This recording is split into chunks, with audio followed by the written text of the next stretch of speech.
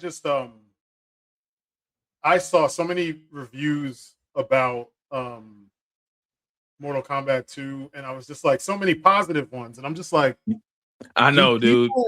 people don't seem to really watch enough movies to be able to gauge that this is not really as good as they think it is. Like the choreography was spotty.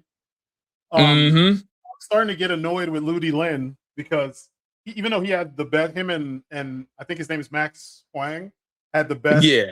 fight in the movie. It sucks because it's two good guys fighting, and you want to have like good fights between the bad guys and the good guys, and the movie doesn't Yeah. really give you that, and Yeah.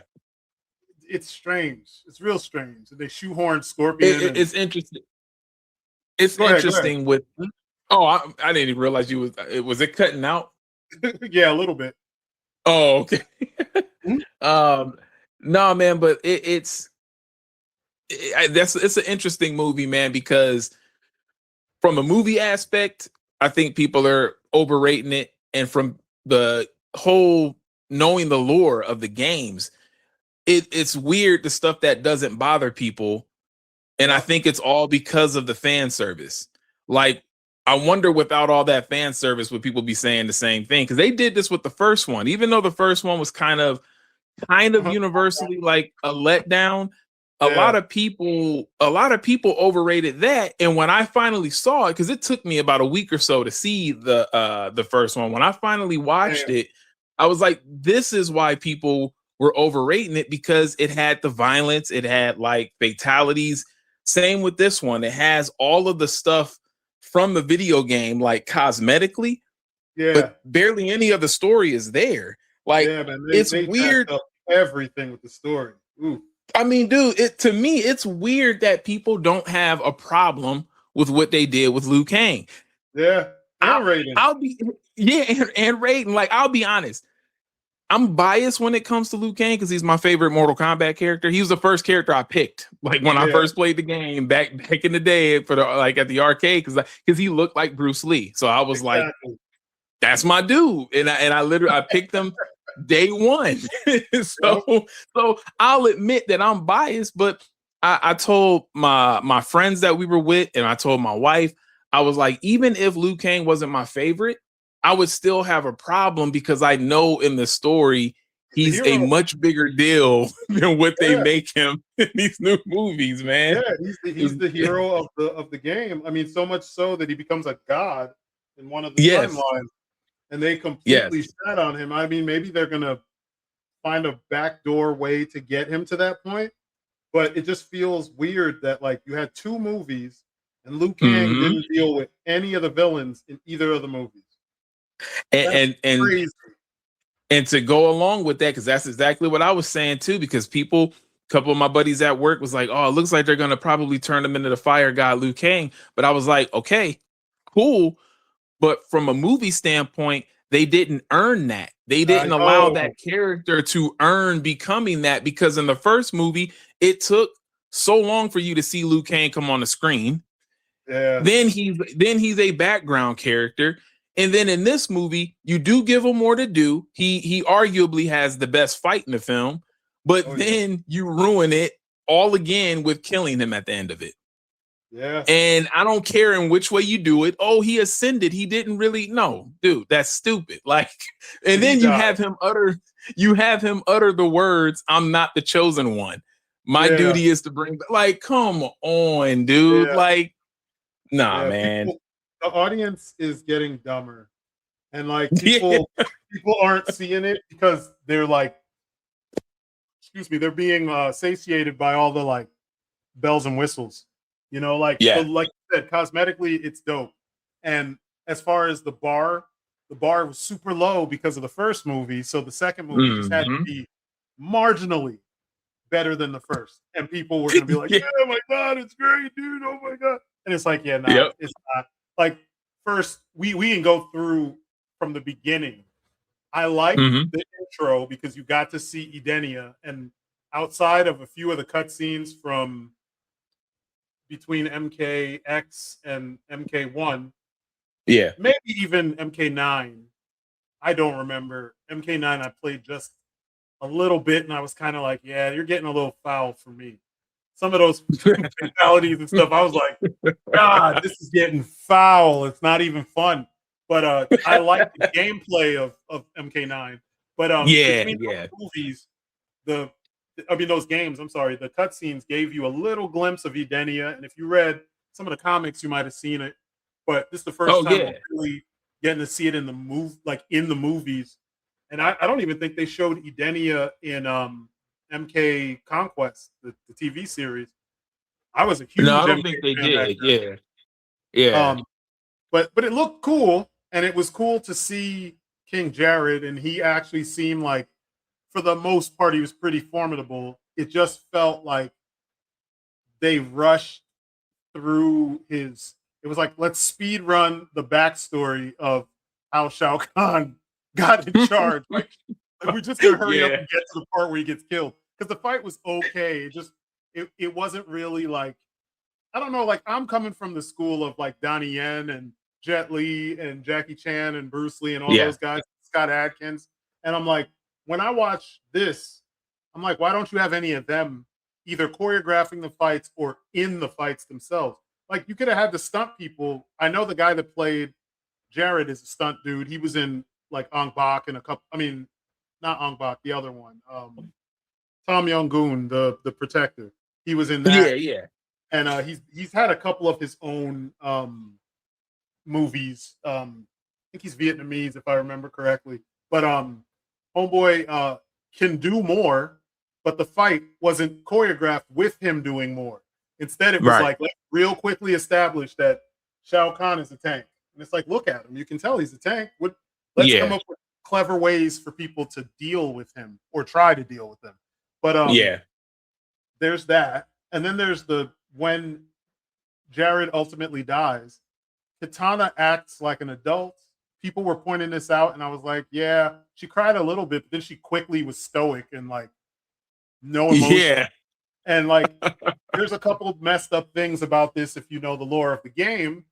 Katana's supposed to be like thousands of years old, and she was a Yeah. baby when King Jared died. That's why she didn't know in the games, at least the original timeline, she didn't even know that Shao Kahn wasn't her father initially. Right. She Right. finds out that he is, and then like they fucked Mm-hmm. up by not having Melina in there. They DEI'd Melina out of the damn story, and it pissed me off because I'm like thinking Katana was going to be played by the same chick, but then I realized if they did that, then all the fans would complain because now she's black or mixed or something. So I'm like, why did you change her when clearly she's the Dude. twin to the other? What Yes. are you doing? And she's mixed, and she's not only the twin, but she has Tarkatan in her, which is why her mouth looks like dude. Okay, that kind of leads me in the it's not segueing, but going back. A lot of what messed this movie up was all the changes that they made from the first film. You don't have the tournament take place. You add in a new character that wasn't necessary.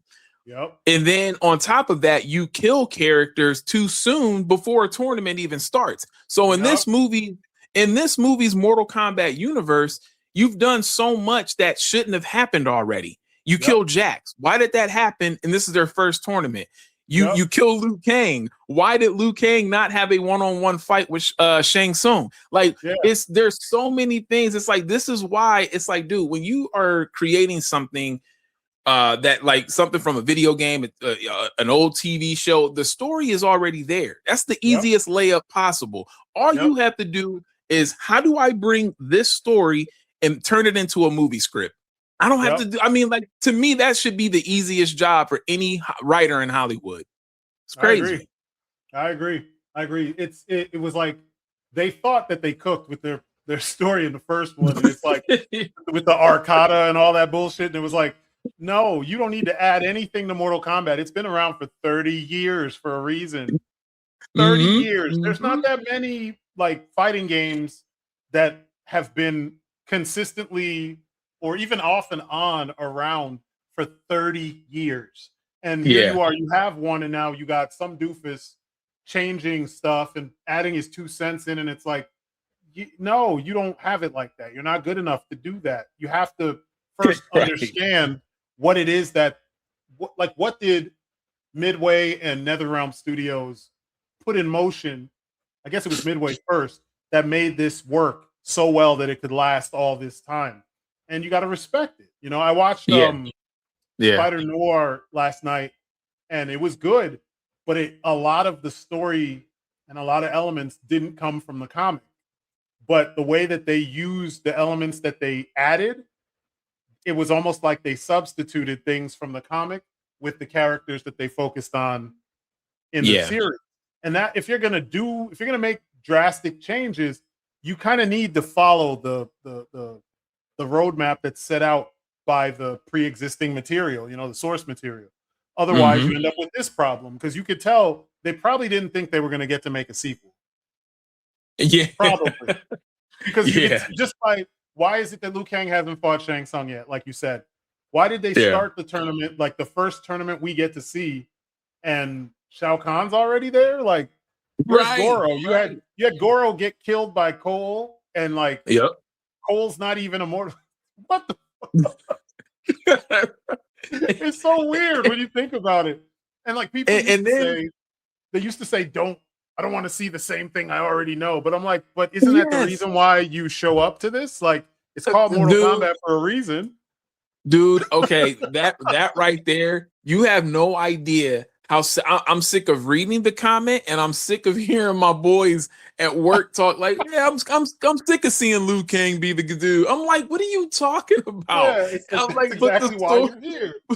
But the story is the story, man. Like, and it's not like we're bombarded with Mortal Kombat every year where they're retelling the same story. Exactly. I don't understand that, man. Like, it's weird because I was like, from that standpoint, then when they make a Batman movie, be okay with the movie focusing on Alfred and Batman is just a background character. You know what I mean? Exactly. Like, I'm sick of seeing Bruce Wayne and Batman be the, be the focus. Like, come on, man.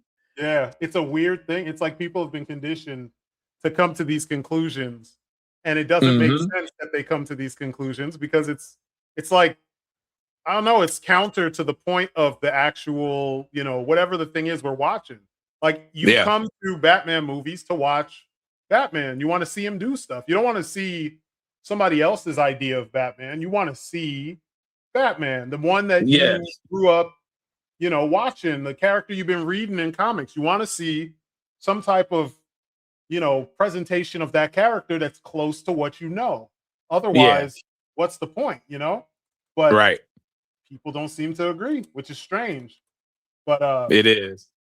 I don't know, man. I was a big Mortal Kombat fan when I was younger.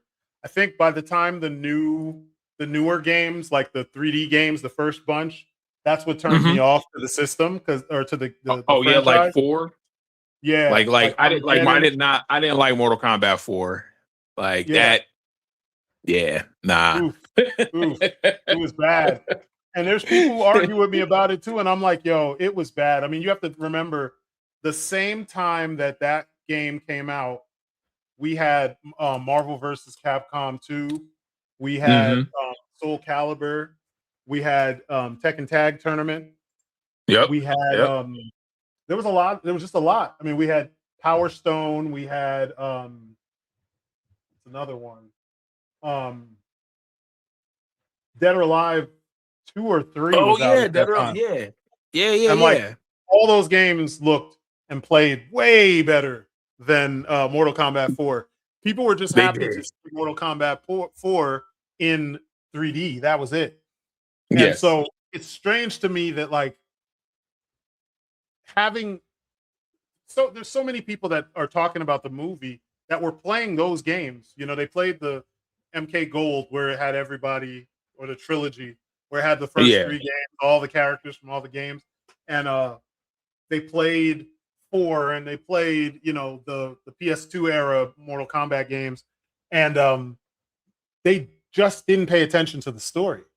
I'm convinced that a lot of people skipped the story parts and only played against people.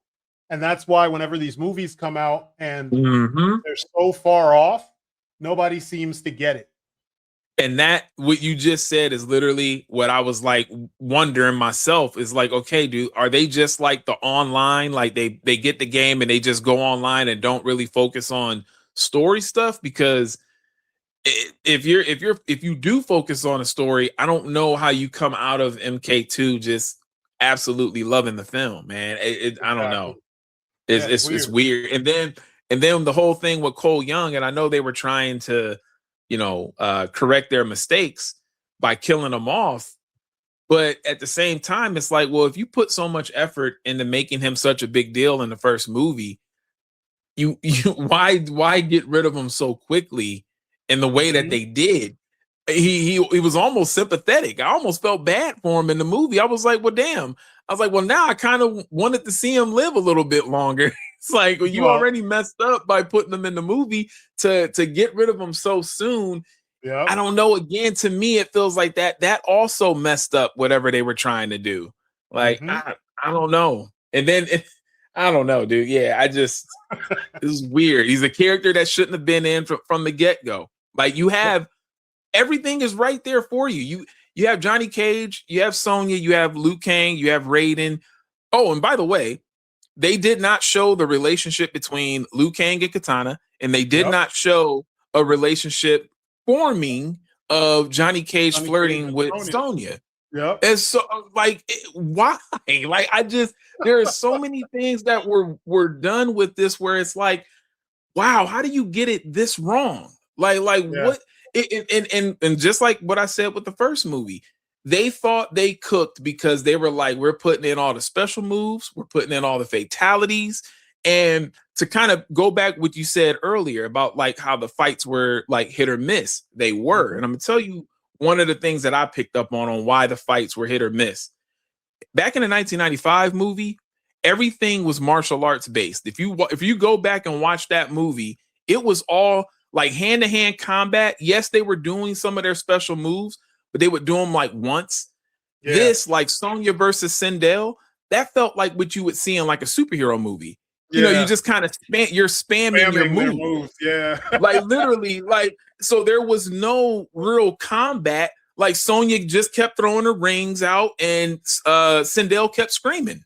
And Yep. then they were, you know what I mean? Like it wasn't really a fight. Even the Katana and Johnny Cage, there wasn't much fighting done in that.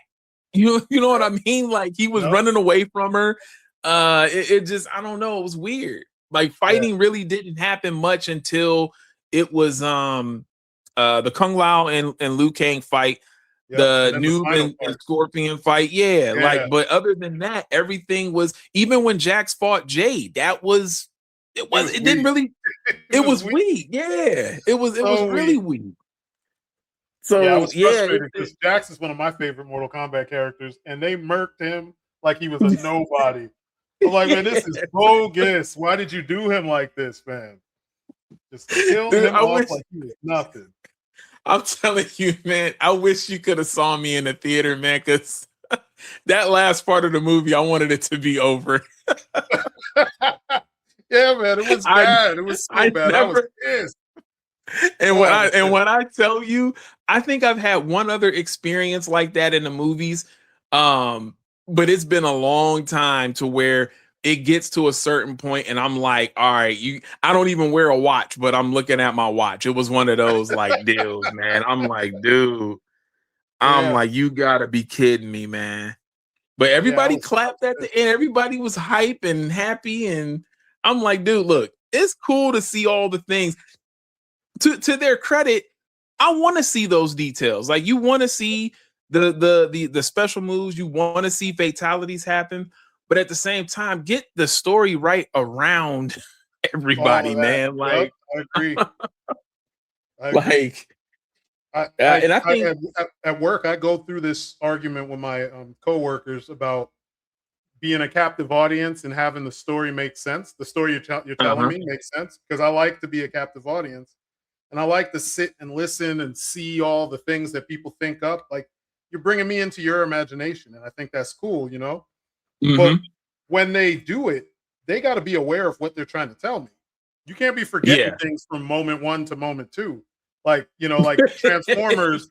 We were talking about Transformers one time, And they were like, "Oh, I just turned my brain." I'm like, "Don't say that to me, please. Please don't say I know, dude. I know. Don't tell me that. Don't tell me that. I don't want to hear that shit.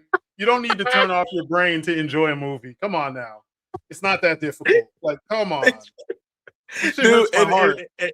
and I gotta be honest, it's hard for me to. I'm glad you said that because I was gonna mention that when people always say it's to turn off your brain, I'm like, I can't do that though. Yeah, like, I understand the idea of like a simple story, but the simple story still has to make sense. Exactly. You know what I mean? Like, I'm still gonna nitpick it if it sticks out to me too much. You know what I mean? Yeah. Like, especially if it doesn't fit within the logic that they already established. Like, you established the logic for a reason, and so like once you've established that logic, just stick with it, and then we're all good. Don't establish the logic only to be like, I don't want to do that right now. I'm just gonna do something else.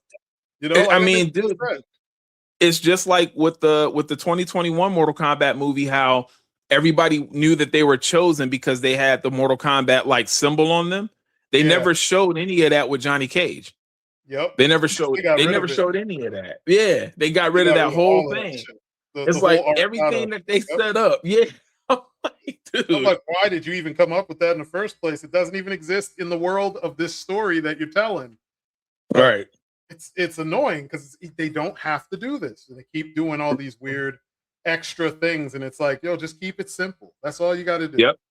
Keep it simple and follow what you were given. And I want to say you touched on this a long time ago, and it was about.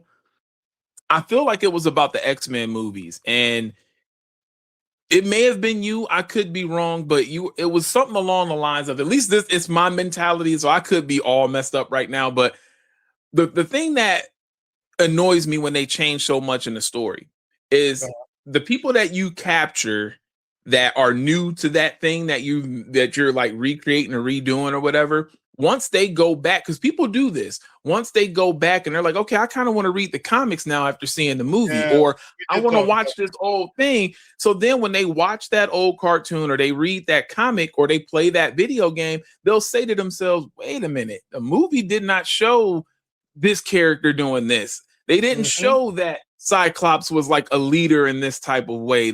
You know what I mean? It's like, why mess it up for people that are going to have that curiosity to go back to, learn about the thing that they maybe were taken to see it from a boyfriend or, a wife or whatever. You know what I mean? So it's like, I don't know, man. Like, just get the core principles right. Like, it's not there's hard, things that you can change, but it's really not difficult. It's weird, man.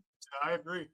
Yeah, we did talk about that because I was saying that, and I've said it in other videos too, the Muggles come into it and now they think that what they saw on screen is the actual character's background. Yes. And it's like, no, that's not the actual character's background. Like, they just fed you some BS and now you have to deal with it because, whatever you look at is not going to, I mean, there may be media that will follow what was shown in the movie, but more than likely, that's not what's going to happen. Yep.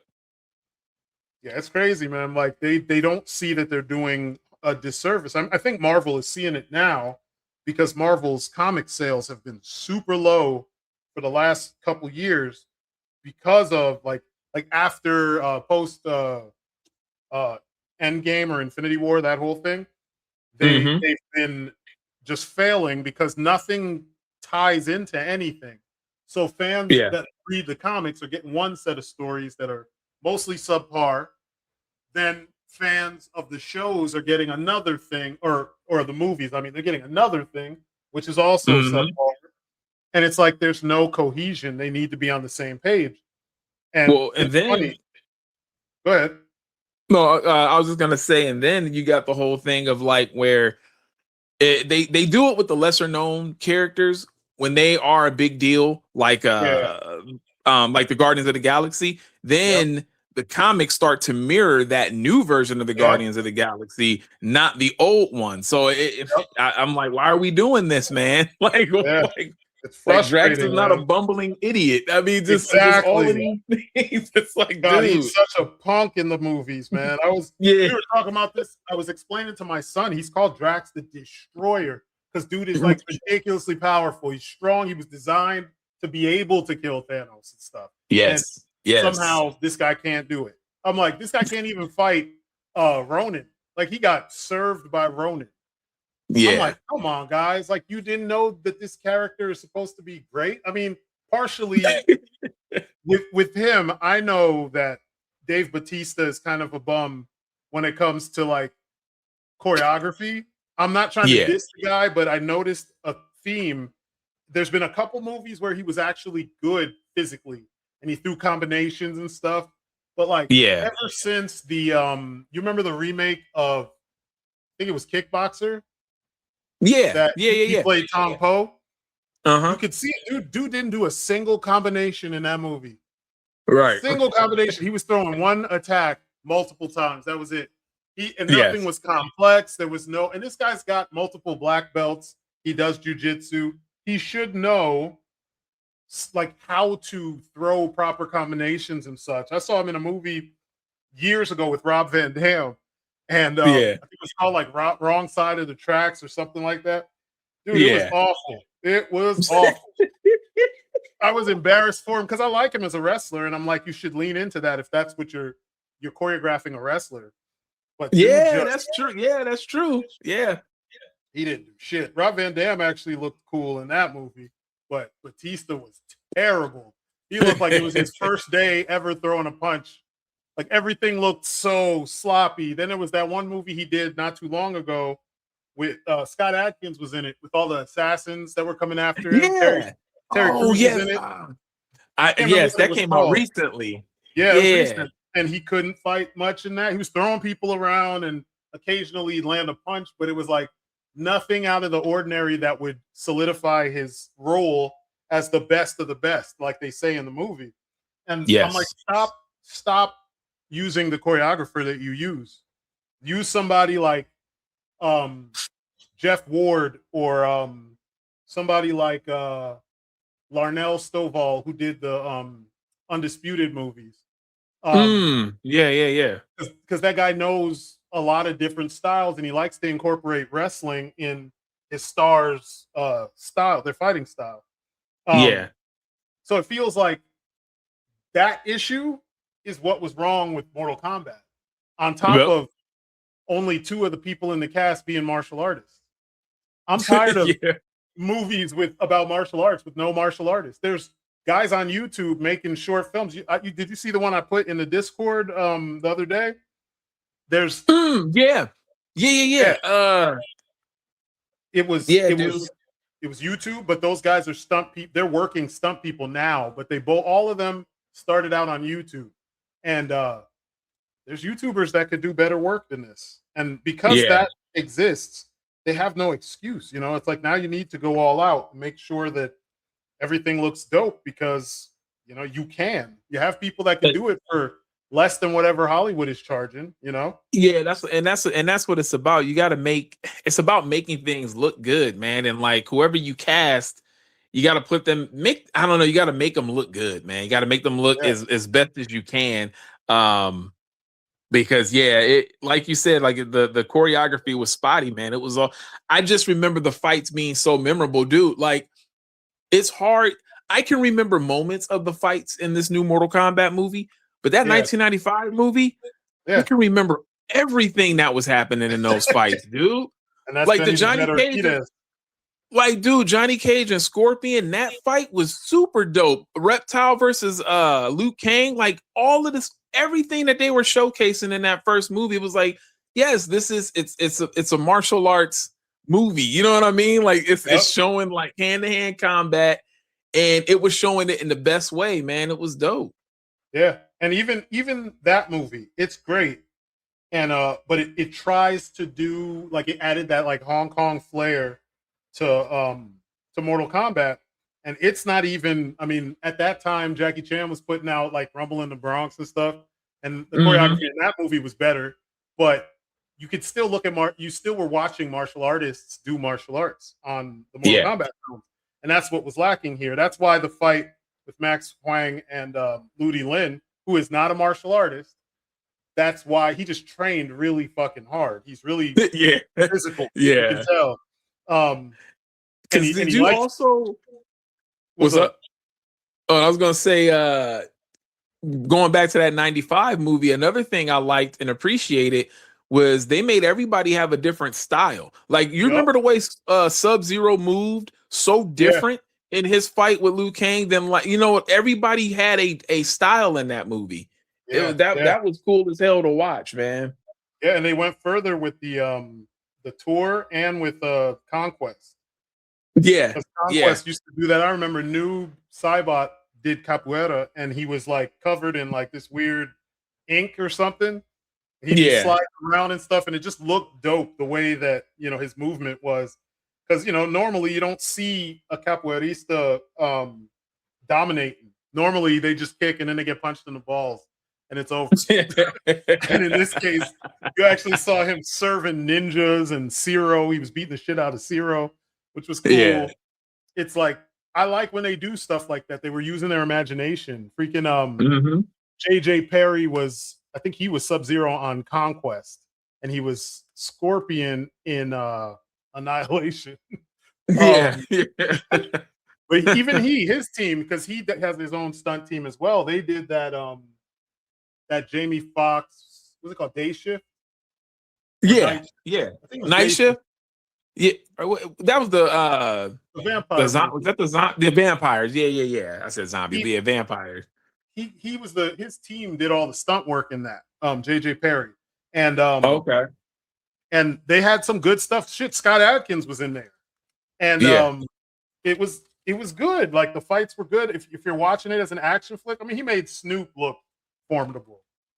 Snoop's not a fighter, and he made Snoop look like he could do something. I'm like, why didn't they use them?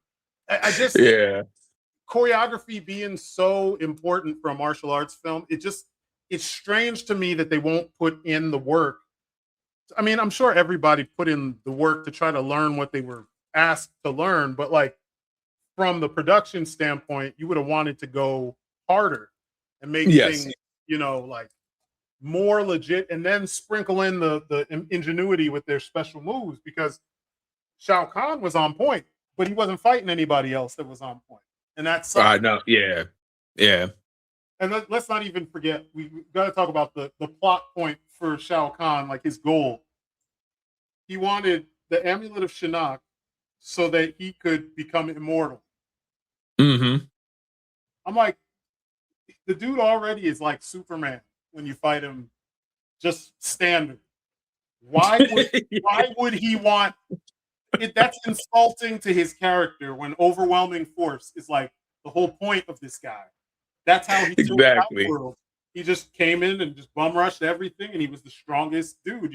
Might makes right. That's his mantra. Why is it that you needed to make him immortal so that he could cheat to win when he himself would want to overcome his enemies, because that's what he's always done? Like, it just felt like, as much as they paraded things in front of fans' faces to show that we listen to the fans, they really didn't listen to the fans. No. No. They really don't know the Mortal Kombat lore, and it's a shame that Ed Boon didn't correct them. I was thinking of that. I was thinking of that too. Like with him having a little like cameo in there and everything, and him being involved as much as he was. I'm shocked that he didn't at least try to correct some things. It just felt very, I don't know, it felt very odd. Like if I was him and looking at that, I'd be like, man, like you guys did something almost completely different. And what was up with that? So in the last fight, another thing I didn't like. So the last fight, because there's 2 champions left, it gets to be a 2-on-1 battle. Like I was like, how does that work? And then like the Earthrealm pretty much loses, but because Katana pulled her heel turn or babyface turn, whatever you want to call it, I guess, for the movie. Yeah. And then all of a sudden you see that thing in the sky, like, turn. It's like, okay, wait. So now Earthrealm's got another fighter. You can just jump sides if you wanted. Like, get the fuck out of here. It was weird because none of these rules were set up ahead of time, except for you got to win 10 consecutive tournaments to be the champ. Mm-hmm. And it's Mm-hmm. weird because like people don't, no one's saying this. I saw one video, I will say, where they were like, oh, so you could just flip sides. So what if you were losing and then you decide to change sides? Like, what happens? Does Yeah, right. the side that you jump to now have another fighter? You get an extra try? Like, it's dumb. And like in the past, because she was Katana was raised to be Shao Kahn's bodyguard. Yeah. So why is it that they felt that, I mean, I know why, but they shouldn't have felt the need to make her the focal point in that way. Her plot was always, I couldn't save my dad, but I can save my mom from the tyrant that is Shao Kahn. So Yes. behind the scenes, that's what she's working towards. She's not like officially in the tournament. They threw all that shit out the window completely. And it would have been cooler if you had Liu Kang fighting for Earth Realm and doing his stuff alongside Johnny Cage. They could be like the Ken and Ryu of that universe, and then have Katana behind the scenes, her and Jade, and maybe even Melina to some degree, fighting against Shao Kahn or whatever, so that she can save her mother. Like they screwed up so badly that the more compelling storylines from the game were ignored in favor of something so generic.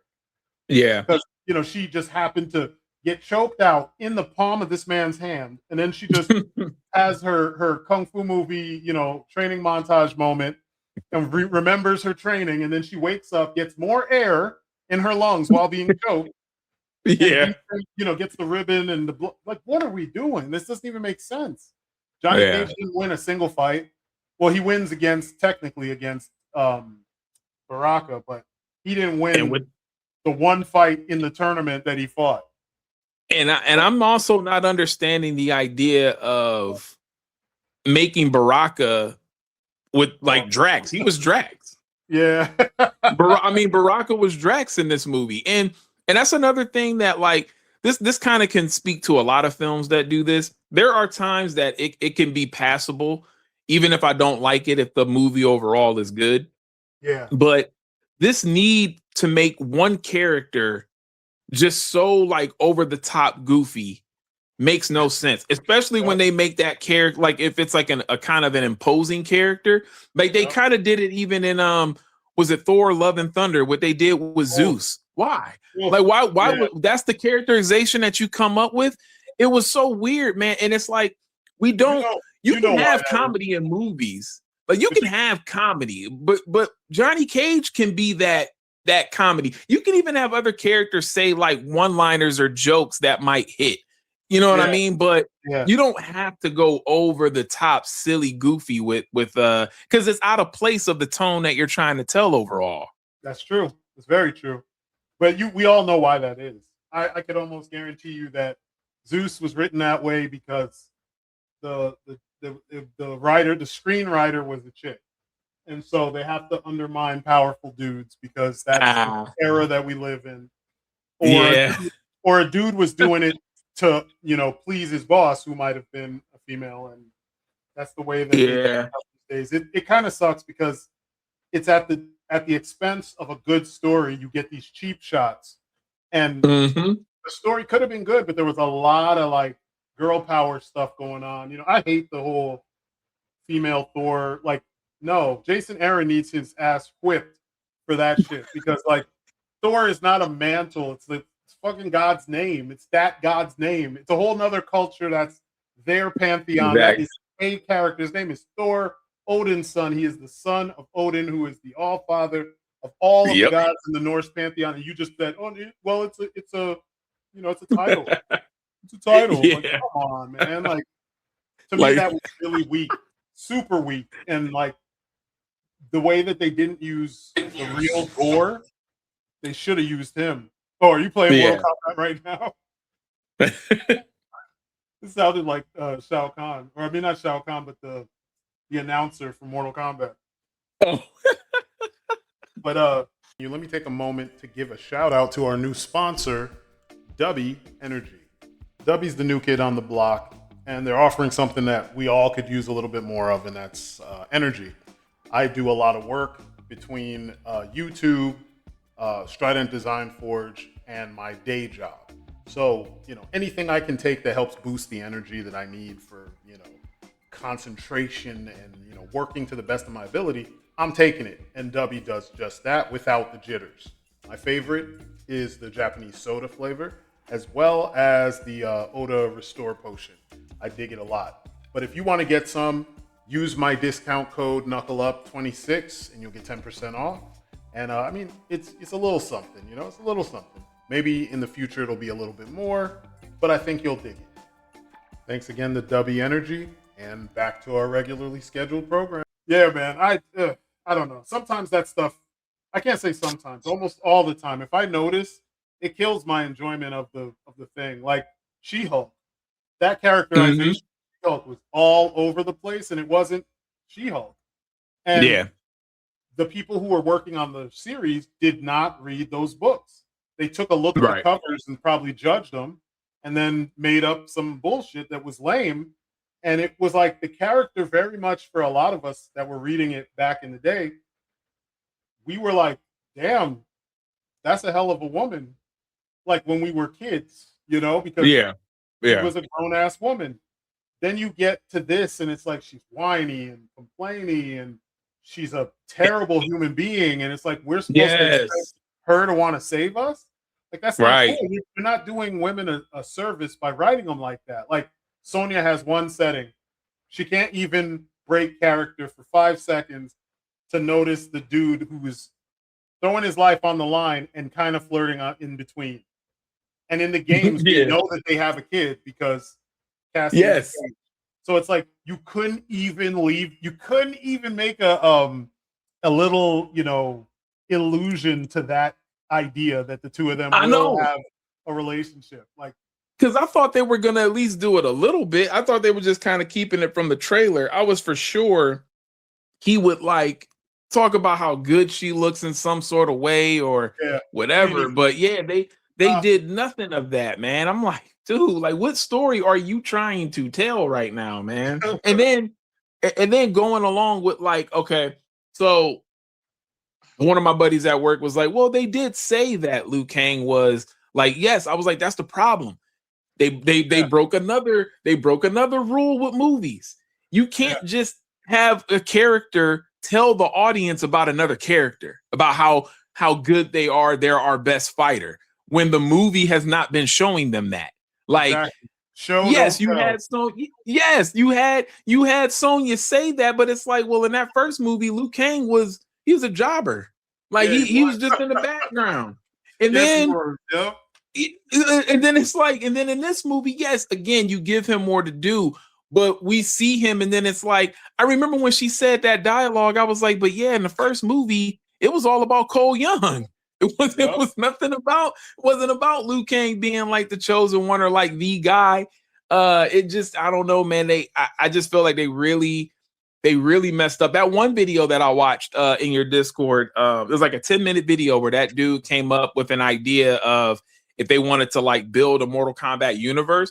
I thought that was perfect to like start slow and, do a movie about Scorpion and Sub-Zero, then do like the Shaolin monks and all of that. Like, I was like, dude, that would have been dope, because then you can kind of get everybody, used to the background of all of these characters. Because the way that they did it in this, I mean, they ruined most of the Mortal Kombat story in the first movie.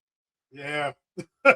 This movie was only like, I anticipated this movie because of how the trailers were looking, because I was like, okay, this looks pretty good. I was worried, and it came true, but I was worried that they were going to diss Liu Kang again, because the trailers kept focusing on mainly Johnny Cage. The trailers really didn't even focus on Katana. That was kind of a surprise that she was such a big, but they ruined the majority of the story in the first movie.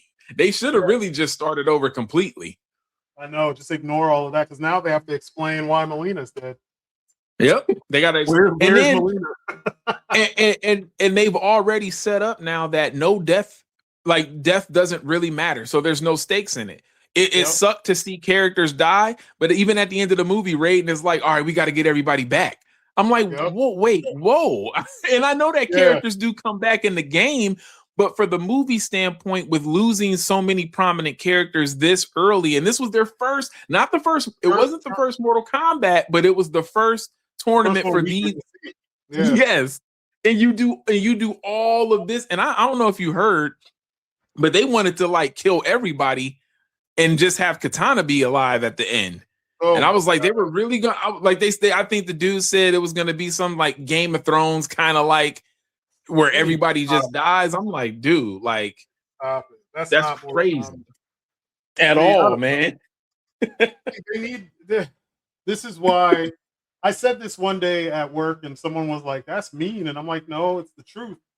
They need to bring back gatekeeping so that the people, especially when it comes to this kind of stuff, so that when you hire someone to do this kind of work, they actually are committed to the work, not just for the paycheck. They're committed because they know the Yeah. material and they know Yep. what would look good, or they have an idea and they want to make this thing the best they could make it, because this guy feels like he did it for a paycheck.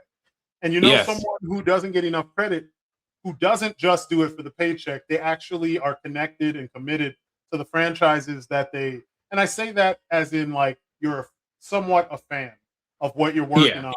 Travis Knight, everything he's I done. was gonna mention him, dude. I was literally gonna mention him. Yeah, everything he's done, man, he hasn't missed yet. And people talk shit like, oh, man, Bumblebee wasn't there. I'm like, well, you aren't the target audience if you didn't think that movie was light years better than the A Transformers, because that for opening sequence alone was worth the price of admission for that film. Bro, dude, when we were messaging each other early in the week planning this, I was going to talk about that. I literally was going to mention at like how good this dude is, and you can tell he cares. Like there was no guessing game on which Autobot was who, which Decepticon was who. If you knew Transformers, you knew exactly who you were looking at. Michael Bay, I was like, wait, can you say his name? Because who is that? Yeah, who is that? Yeah, Wheeljack had Wheeljack looking like Albert Einstein and shit, and we're like supposed to figure out that's Wheeljack. I'm like, man, it was like one piece of throwaway dialogue that let us know that was Wheeljack, and then they were calling him Q also. I'm like, what the fuck? Wheeljack has never been called Q. What are you doing? And there's people that argue. They argue with me about that. Oh, you're just you. My brain doesn't work like yours. I'm like, it sounds like it's not working when you watch these films at all, because you're not even taking in what they're giving you. They tell you that a device heals things, but then in the next scene it's murdering things, and it's like, what the fuck? There was only a few minutes in between the explanation and the wrong use of the thing, and you know what I mean? Like, and nobody saw that, or like Bumblebee was in terrible shape, and they healed him with the cube, and then Jazz, he was a good friend. He will be missed. He will terribly be missed. Why? You can just bring him back to life like you about to do with all the other guys? Like, what's the problem? Like, I hated that shit. They watched Bumblebee, and everything was consistent. Everything was consistent. Even the you could tell they were forced to put in the little like modern audience things, like she didn't get with the dude at the end of all of the things. Yeah. He was like, he tried to hold her hand, and she was like, yeah, we're not there yet. And it's like, okay, all right, fine. We know what time period it is. We get it. But other than that, man, the movie was stellar, man. Like, everything worked. The designs worked. The only gripe I had, and I think a lot of us were confused, was Blitzwing looking like Starscream. We all were like, why is he he needed to be a tank and a plane, but they just made him a big plane. And I forgot the reasoning for that. There was some explanation. It had to do with marketing and something else. But other than that, the movie was like, it was completely straightforward, man. It was exactly what we should have got with all those other movies where they made $7 billion. It's like, that right there proves what the audience is. They just like flashing lights and eye candy, and they don't really care about the story. Because what made it worse for me was right before I watched Mortal Kombat, earlier in the day, I saw Project Hail Mary, which was really good. But and I was surprised because I was expecting it to kind of suck, because lately movies have been kind of garbage. Like, they just don't feel like the amount. It's like they check off boxes, but there's no pride being put into the work. At least with the story, because the art department in most movies, they do their thing because the pride is still there, but the stories usually are falling short. Like, as soon as it's done, it's out my brain. Nothing sticks, nothing sticks. And then I saw, I watched Project Hail Mary, and everything stuck. The whole story felt good. Like, it felt a lot of it felt logical, even the crazy shit that happens in the movie.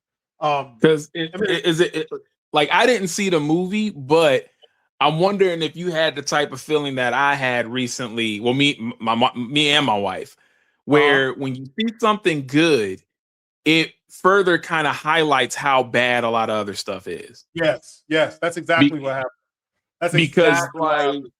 Yeah, dude. Because I don't know if you watch this show. I don't know if anybody that's going to be listening watches this show, but we were late to the game on this. But there's a show called The Rookie, and it has Nathan Fillion. Dude, I watched the first couple, 2 seasons of it. I've been meaning to get back to it, but I like Nathan Fillion. Dude, the way that they write his character, they make him likable. You root for him. It has all of the things that you kind of want in a story. And I remember, because me and my wife, we watch stuff, we pause and talk with each other. Like, we always got to pause it and say, I wish. Say stuff. My wife's like, shut up. Let me just hear what's going on. I'm like, man, come on. You're not wondering about anything, Right. Unless it's intense. If it's real intense, we'll talk over the movie. But and because we paused it, it was and she was like, she was like, I'm knowing what you mean by having a character that's really likable that you're rooting for. I'm like, he's like a cop, but he has that Captain America kind of mentality. He wants to do right. He's always by the book. I don't know. And then it's just every character that's in the show, there's something about them. But it just, when you were talking about that, it made me think of that, because there's a lot of shows that we stopped watching after watching The Rookie. It was like, dang, I kind of don't want to watch this because it's not as good. Well, a lot of times you don't like the characters. People today, right?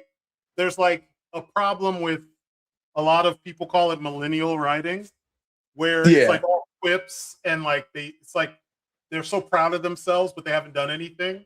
So they're writing self-congratulatory without the work.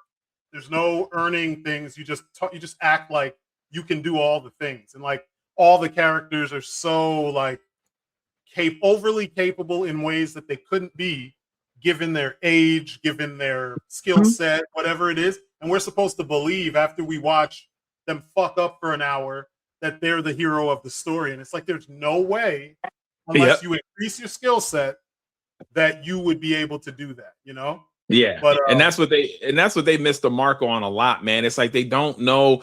It's weird to kind of connect these two things, but it's a big problem with wrestling, and it's been for a long time. With the whole idea of telling a story in a match. Now, when you watch a match in wrestling, everything is 50-50. They got to do their moves, and then the other person's going to do their moves. No longer do you have the days of the babyface getting his shit rocked and handed to him and giving the crowd that little bit of hope, giving them that little bit of hope, but then the heel does something behind the ref's back. There's no real storytelling, man. There's no all right, this is the main character. No matter what story you're trying to tell me, it doesn't have to be a superhero story. It doesn't have to be an action story. But this character I'm supposed to care about. You have to give me a reason to care about this character. And everybody's got to be either a badass or they're so against a lot of characters on TV now, they're not, or in movies, they're really not relatable. I'm like, how am I going to get behind this person when I wouldn't do these things that they're doing? This dude is an asshole. Like he's an asshole. I don't want to get behind this character. This is the person that you want me to get behind? Like, no, dude. Like that doesn't work. I agree. 1,000%. That was my problem with Johnny Cage in this movie. It was like he didn't. I get what they were doing with him as a character, making him older and having it where he was a star in the time period that the game came out. Yeah. So in the 90s, he was a kid, and now it's the 2000s, and people don't really remember him. Yeah. I get it, and it's kind of funny, but at the same time, he's supposed to be fighting for the rest of our lives, and the guy can't win one match. I know. Like, what's the point? You know, what's the point? And then he didn't take things seriously, even after being teleported to another fucking dimension. Like, what do you need to convince you that this shit is like legit real? Like, this just got crazy. And on top of that, Johnny Cage's whole story a big part of his story in the games was he wanted to be there to show people he actually could fight. Because everybody kept thinking they're like, oh, you're an actor. That's not you as stunt doubles. He's like, no, he's showing that he's a badass when he's in these Mortal Kombat tournaments. You didn't see that. He was not only washed up, but he didn't even have the confidence that Johnny Cage has in himself in the real story of Mortal Kombat. Exactly. So it's like it's like with not having those things, man. I don't think they realize how much they just kind of tarnish the characters and the story overall.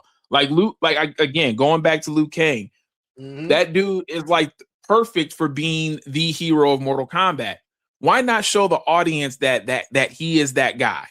Like, why not? And like you mentioned when we were messaging each other earlier, what happened to him being the Bruce Lee of the universe? Why doesn't so you've played have you played like a lot of the like Mortal Kombat 11? Have you played that at all? Yeah, I played 11, yeah. Okay. So even in the games, when Liu Kang is fighting, this is a small little detail, but when he's fighting, what do you hear? What the I know, right? You hear all of that. Why can't his idol stance? It's literally that Bruce Lee bouncing, the fingers in the position, like about to throw a jab and everything. Like, it's 100% Bruce Lee, and then none of it in two movies. None of it. None of it in two movies. It's crazy, and people are like, "This is the best Mortal Kombat ever." I'm like, apparently, we're watching two different Mortal Kombats because I was kind of annoyed that all these things were missing. Because honestly, dude, like talking about this with you right now, I'm really starting to realize Mortal Kombat, not even really the 2021 movie, because that actually did have at least a focus on a character throughout. Yeah. Mortal Kombat 2 kind of felt directionless because in the trailer you didn't really show that Katana was going to be what she ended up being in this. Yeah. The movie, you kind of show it focusing on Johnny Cage, but there was a weird part of the movie where he kind of went away. Like after he lost to Katana and went back with everybody else, he was kind of not really there. Then he kind of started showing up again when they went to go see Baraka.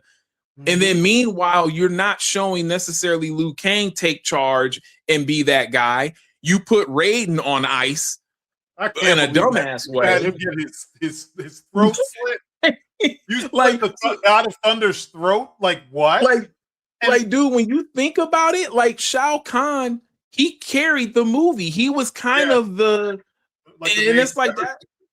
Yeah, that's weird. That's really weird, man.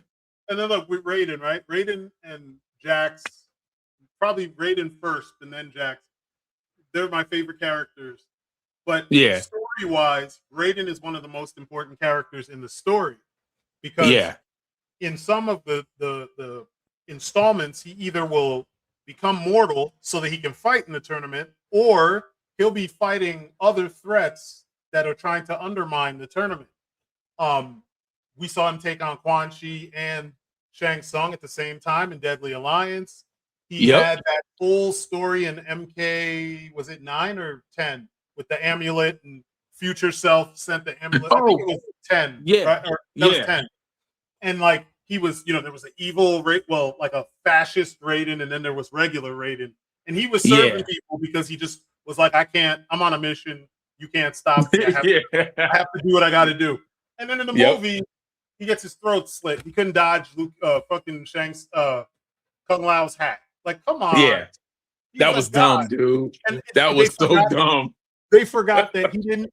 At no point in this story did he become mortal because he's not fighting in the tournament. Right. So the rules that they are using to get him out of the story don't apply to him because he's not mortal. So how could Homeboy's Kung Lao's hat do that kind of damage to him? Yeah, that's the other thing too that I was thinking. I was like, technically, I'm like, why, how did that even happen? Like, it was a way to write for what they were trying to get, like what they were trying to get across. It was something that they just had to like, and that was, to me, that was one of those like lazy writing moments. You know what I mean? Like, yeah, there was so much in that movie where, like, it's one of those movies where when you go back and you think about it, you start to like it less. Yeah. Because like you said, it only needed to be a little bit better than that first one. And it started with the opening scene. From the way that it looked, I was like, okay, we're going somewhere with this. Literally, I was like, this is all right. And even though I was enjoying myself, there kept being these things that happened where I was like, ooh, like you wanted to do that with that, and that's how you wanted to do this character, and then to the point where it was just like, all right, when is this over? Like, like when is this over, man? And I was like, I'm, even though it's never been me, I learned even more that you can't just show me that you're putting in like the moves. It's just like with the Street Fighter. From the trailers, you can see everybody's doing their moves. That's cool and everything, but if you don't get the story right, none of that matters. And if you also don't get the rest of the fighting right, they don't look good. Yeah, they don't look good. I was like, oof, the timing looks weird. The extension on the kicks look weird. Chun-Li's angry as hell. I'm like, what is going on, man? Like, you guys. I mean, hopefully it's good. Hopefully it's better than the slop we got with Mortal Kombat. But oof. Yeah. Yeah, dude. But yeah, it's just one of those things where it's like, it's nothing is memorable, man. Nothing is memorable. Like, and then I think, what was it? A week later, my wife she does not like scary movies. Me and my sister went to go see Obsession, and that was awesome. And I was like, I wish I could have felt like this after watching Mortal Kombat, man. Yeah. And this is a new director, man. I'm like, dude, this dude was doing YouTube stuff. Yeah, it ended up making something like, dude, Obsession is great. Like, yeah, you definitely have to check that one out, man. Yeah, I did. I checked it out a little bit ago. I think like last weekend I saw it. It's the main actress. That's Jordan's girlfriend from Superman and Lois. Superman and Lois. Yeah. I was surprised. I was like, apparently she could actually do more than they were allowing her to do. Like a lot more, a lot more, dude. She was all over the place, and it was so like at the drop of a hat, her personality would change and her mannerisms would change, and it was crazy. It was crazy. I was like the scene in the bar when they're all, or is a lounge where they were all like just telling that story about Hansel and Gretel. I think it was Hansel and Gretel, right? Yep. I was like, dude, what is this about? Like, what do you do? And it just was creepy. Like, it was creepy. It made you feel uncomfortable. It was a lot of. It was just, dude. The whole movie was like that for me. It's like, dude. I mean, I was like, I was like, all right, that's what I want from a scary movie. Now, next, I got to see Backrooms. That's what I'm trying to see next. Yeah, my son was talking about it. He likes that stuff. I was like, I don't know, man. I feel like I'm going to be bored, but if he tells me it's all right, then I'll go back and check it out. It's funny that you said that, because some of the reviews, it's like people like it, but there's people that said it's like it is on the boring side. But because I don't know anything about it, I want to see it just based off of what I seen from the trailer. And I liked Chiwetel Ejiofor. I like that dude. Yeah, me too. I wanted him to be Black Panther when all that stuff happened. I was like, make him take over, but he's already Baron Mordo, so he can't. Oh yeah, that's right. Yeah, that's right. Yeah. Yeah, I like him too. it's one of the reasons why I'm going to check it out. Also, because people were saying that the movie it's like well directed. It feels like a real movie. It doesn't feel like a gimmick movie because a lot of Yes, I YouTubers, did. Yeah. when they Yep. make movies, if there's some kind of gimmick or hook that's the focus, and it doesn't feel like a real movie. So Yeah. yeah, I'm gonna check that out for sure. Um, but yeah, man, like the Mortal Kombat 2 and the first Mortal Kombat have this problem, like we were talking about. I want to say when we were messaging back and forth too, the problem that we see with video game movies a lot of the time is that they change so much. It's like they don't respect the source material enough to actually like have faith in it and follow it, make your story, and understand that like these elements that you're staying true to are what made the thing as popular as it is in the Mm-hmm. first place. This is why you have this job. This is why you're doing what you're doing. And you could add little bits of things. You can change little bits of things, modernize things.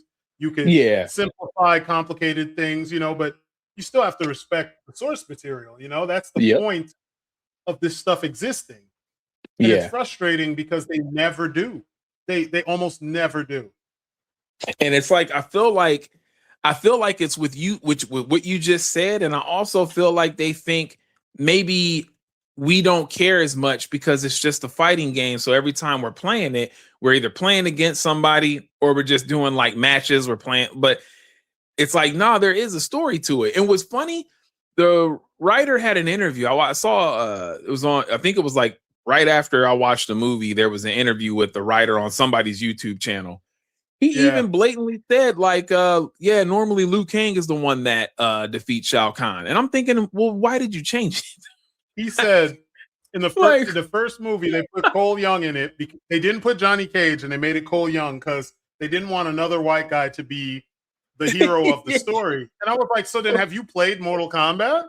Because the hero of the story is an Asian guy. Like, what is your problem? Dude, yes.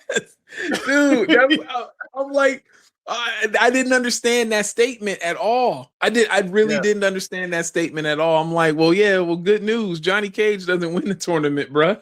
Like, oh no, that's a separate.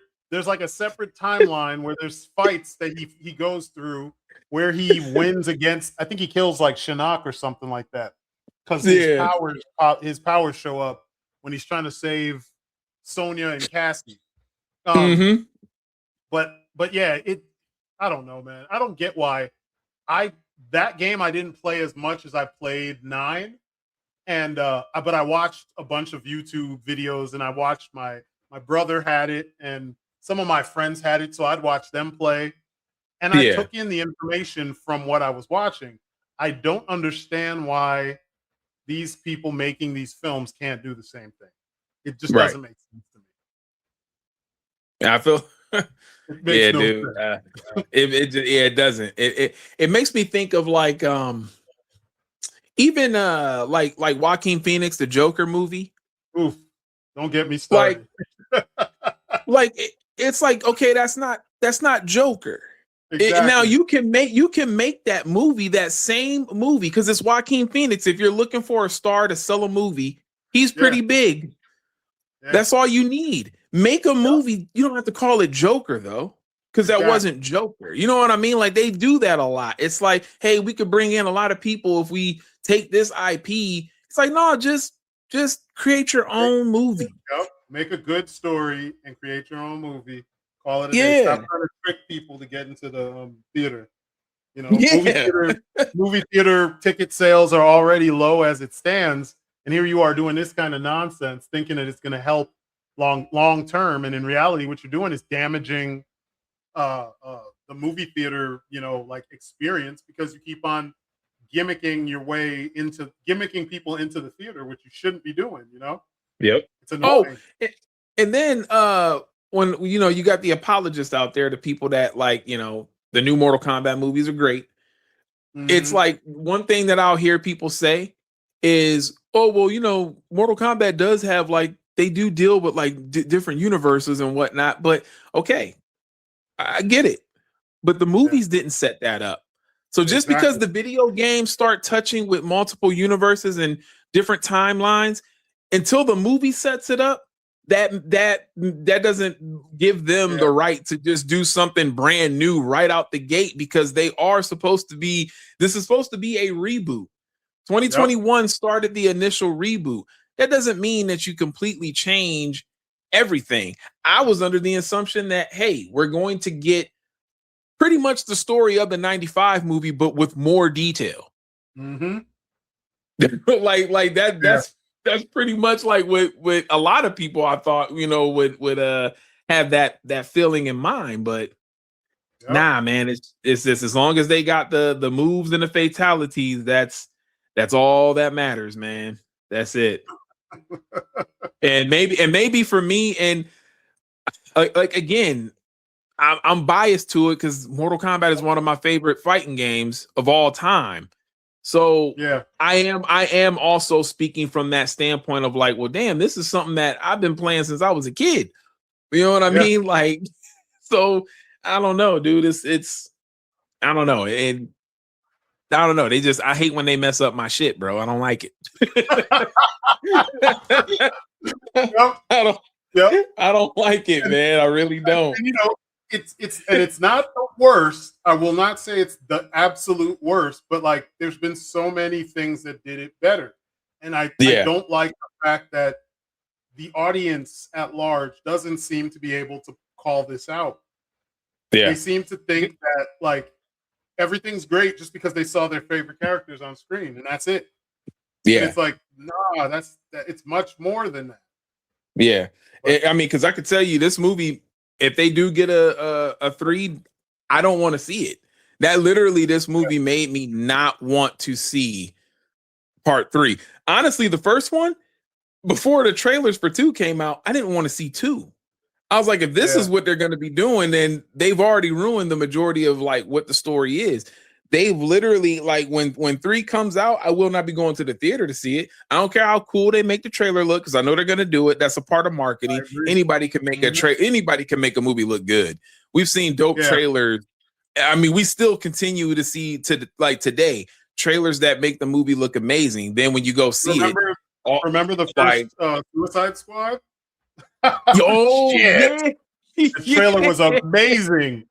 Those Yeah. trailers were amazing, and then the movie was hot garbage, straight garbage. Dude, that was the I couldn't perfect. believe That it. was the perfect example. Oh my god! Because dude, I was there. I was like, I saw that they had Queen playing, and they had the beats going and stuff. Whenever people were getting shot along with the beat Yep. and stuff, I was like, this is dope. I wanted to see it so bad, and it was David Ayer too. I like him. And Yeah. it was garbage, hot garbage. I was so angry, so angry. I'm like, how did you mess this up? It doesn't even make sense. Wow. But you're right. You're right. There's people who specialize in making cool trailers, and yeah, anybody can make And the yeah, trailer look good. I mean, hell, they do it with games. Even video games can look good till you play Uh-huh. them or whatever, and it's like, yeah, this is not what I thought that this was going to be, like, at Yep, all. exactly. Exactly. Yeah, dude. Yeah. What would Man, what's up? what would you say would have been the best video game film that you've seen in recent years? Mario. I would put that on the list. Yeah, Mario, the Sonic movies are good. Yeah. Rampage. Oh yes, and Sonic. Yes. Oh yeah, Rampage was good. Rampage was good. Really good. I like surprised. all 3 Sonics. All 3 Sonic movies have been pretty dope. Oh yeah, for sure. My son, my youngest son, he was hardcore into those movies. They came out at the perfect time. He was like maybe 7, something like that. Yeah. And then the next one came out when he was like 9 or 8, and then the next one he was 10. And yeah, he loved them. And I liked being able to explain and then go back and play those games so I could show him where some of this stuff came from. But yeah, they were good, and like they did the things that they need to do. I don't get how Mario and Sonic can achieve this, but the other ones can't. Like the music, they had the Mario did some things that I was not expecting it to do like when they had that sequence in the middle of the movie when they were like jumping over trash cans and stuff Oh, trying to get where they yeah, need to get, yes, and the dude. camera turned perfectly Yeah. sideways, I was like, that's Yes, I love, dude. Yeah, they did a lot of stuff like that, and that was cool. yeah. But yeah, I would put those as the best ones in recent years because the most recent Resident Evil sucked. That the live Oh action god. one, Oof, yes, it like was bad. that was a dude. That's another thing of like what we're talking about with Mortal Kombat, where yeah, it looked like Claire. You had Yeah. Leon looking like Leon, and Chris looked like Chris, but the movie was so jam packed. It was like, okay, you're mixing in Resident Evil 1 and 2 at the same time. You're Mhm. having like the mansion stuff happen, then you're having the stuff in Raccoon City happen, and then along the way, you're doing weird things. Like I don't know, man. It just that was another one of those. Hey, at least we got the characters looking like the characters, and but that was it though. It Yeah. just yeah. That No. reminds me of Tekken. Tekken was like that too. Yeah, yeah. God, that pissed me off. Tekken looked so all the costumes looked completely legit, and then you had Yep. white Christy Montiero and Yeah. freaking super buff Vietnamese martial law. And I was like, how did you get who casted this film? Because like some of the characters look you had Gary Daniels playing Brian Fury was perfect because he can actually Yeah. fight. Then you had Yeah.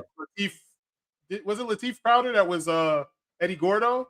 And he can fight Yes. too. And Yes. then like John Fu, you almost could have got away with that if you styled his hair properly, but they Mhm. just didn't give a shit. They were like, yeah, nah. Then they had freaking Shang Tsung playing Heihachi, and I'm like, yeah, I'm not feeling that one. Not feeling that Yeah. one. And then Kazuya had a mustache and like it, and he was And Scorpion then in the Tekken 2 movie was like oh my just god, completely different film. They it just was tacked the completely name. different. Yeah, it was Yeah, completely they just different. yeah, they just tacked the name on there. Yeah, it was bad. It was bad, really bad. And that's just coming from I was a Tekken fan until Tekken 8. Yeah. Tekken 8, even some of Tekken 7, they turned me off. Once they started having super moves and shit, I was like, yeah, I'm good. I'm No, good. yeah, yeah. Yeah. They changed too much. But yeah, man, it's weird when you have movies where all the source material is sitting right there. It's easy to get to. You even have walkthroughs and lore dumps on YouTube where if your job was to make, say you're gonna make a Samurai Showdown movie, there's a million Mhm. retrospectives and explanations about the story of Samurai Showdown. All you have to do is watch a couple of those and then get the beats down and you know Yep. how to make your movie. Decide what you want to do as long as you stay true to all that information. And they can't do it. Halo, they Yeah. fucked that up by trying to make up their own shit. The show looked amazing, but they Yeah. Oh, completely yeah, it looked lost the good. plot Yeah. because they weren't following the thing. They came up with their own, what do they call it? The silver timeline, I think it was called. Yeah.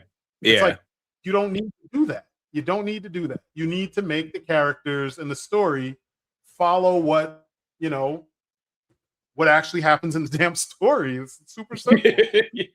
Yeah. But for some Yeah. reason, they don't I want just feel to. like that's the easiest layup, man. I just like I said before to you, man, they make to me it makes your job harder making all of those unnecessary changes, like changing a character, like you're completely coming up with the new characterization for Liu Kang and all of these people. It's like, damn, like why not just put them on screen the way that they were designed to be from the get-go? Yep. Like your story's there. Like that's the easiest to me, that's the easiest job you should be able to have because you're not trying to come up with something brand new. You're not tasked with like putting on your creative hat, like you know what I mean. You don't have to do Yeah, so much. And exactly. then and then it's also interesting. I'm getting sick of them doing this with movies and in TV shows.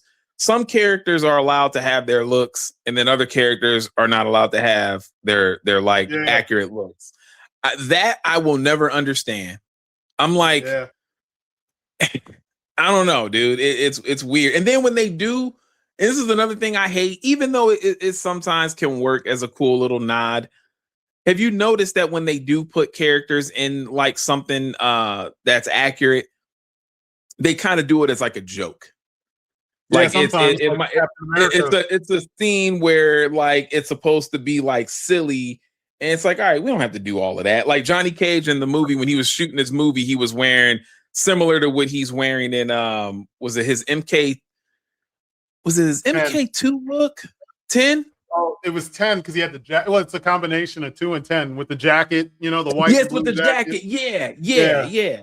Yep. It's like, you don't have to do it like that. You don't have to do it like that. Like, because that scene, it was played as like being a cheesy action movie. You know what I mean? Like when they were showing all of that. So I was like, it's like, I don't know. I would have rathered him, have like something looking cool while he's fighting in the tournament. That would have been dope, but I don't know. I agree. Yeah, they don't seem to fully commit to what they're working on, which sucks. And then when you go back and you look at a lot of like James Gunn is hit and miss, but Yeah. tends to commit a lot to whatever it is he's working on. Even if they make changes to some of the characters, the tone will be so on point to whatever they came from that it's like you can't really mistake it. Like Superman was super colorful. There were people around. There were pre-existing superheroes. There were team ups. There were absurd situations, just like the Silver Age of comics. That's pretty much what it was. And a lot of people try to, discredit what Gunn does. I admit I can't stand the needle drops. I'm sick of them. And I'm like, that's what killed Superman for me. I was like, you couldn't let I can't even remember who did the score, but you couldn't even let them let me look up who that was. You couldn't even let them do a full-on score for Superman with that awesome theme. I know. Like, it doesn't make sense. But fucking Mr. Terrific had an amazing scene with goofy ass music. I'm like, come on, guys. Dude, oh my God, dude, I hated that. I'm like, that's the song, because I did like that scene, but I was like, dude, like you completely ruin it with that song. Like, how come it just couldn't be a dope action like score playing? Exactly. Like, yeah, John Murphy and David Fleming did the music, and they didn't really get to do very much music because 90% of the music in the movie was all needle drops, and I'm like, I didn't need that. It didn't need that. I want movie music. I don't want. And it's going to be the same with Supergirl, even though he didn't.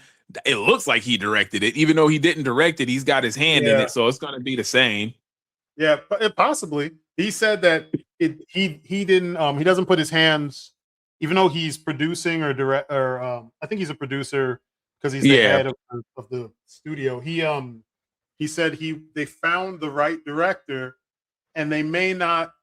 You won't see his DNA on that, even though it follows the tone. Yeah, they're doing their own thing. So I hope that's the case. I'm hoping that's the case. Yeah, I don't listen to what, like, I hear them talk, and then I pay attention strictly to what they do, because we've heard all kinds of shit over the years, Yeah, because that shit looks like Guardians of the Galaxy, man. That looks like Supergirl meets Guardians of the Galaxy, which it doesn't. That's not totally a bad thing, but because it's James Gunn, I'm like, man, like, you must have found somebody that like is just trying to emulate your style in terms of the way that they like shoot shit. But it's true. But I'm hoping I'm hoping that that's good. I do. I hope. Yeah, I agree. It'll be nice. It'd be nice, because I don't have high hopes for a lot of these movies. Like, the adaptations piss me off because of exactly all these things we've pointed out. They keep on like adapting aspects of things, but then not others. Like, for instance, one of my gripes with Spider Noir is he's popular again because of Into the Spider-Verse and Across the Spider-Verse. But the movie doesn't confirm or deny that it's the same version of the character. Yeah. So like, it's like you should be going out of your way to confirm that it's the same guy we saw in that movie, not just the costume, not just the idea. It's not someone's take. It's that same guy. Yeah. And he says things that make you think that it could be, but you don't see anything that makes it seem possible. So Mm-hmm. I hate when they do that kind of stuff because we all were invested based on, watching those movies. The dude seemed Yeah. cool. It's like, yeah, we want to see a little bit more of each of these characters. It's a plus and a minus for me because the more of the Spider people that they show, like I kind of hate the concept of like the multiverse versions of all the characters because either a Yeah. bad Yeah. writer can save their bad writing by saying well, it was just a variant from a different dimension, or or if they kill someone off poorly, then they can just bring another one back from somewhere else. Or you have this problem where there's too many of the same character and it invalidates the original because Yeah. one of those guys might be way better at this than the original because you had time. Like, Yeah. Spider-Man was created in the 60s and it's like now it's 2026. People have had decades to fucking take apart Spider-Man and understand how he works and what makes him interesting and all that stuff.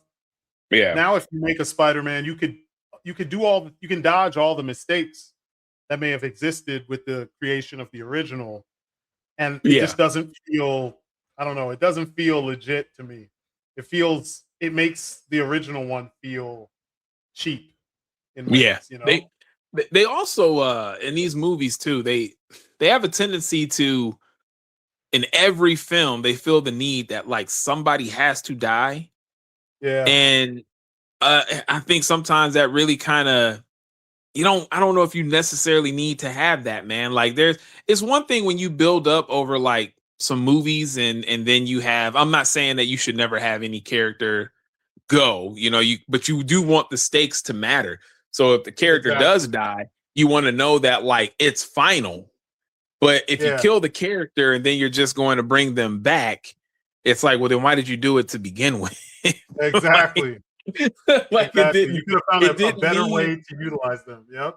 yeah, like it didn't need like that type of weight. But I have noticed that like Hollywood, they always feel like, all right, a character has to die. Like it's like, well, I don't know if that's true. Now it's different for like TV shows because maybe an actor is done with the show because that will happen. Somebody's like they're done, they want to go do something else, so they might kill them. But even then, it's like, well, why do you have to kill them? How about you right away where they're just kind of off the show?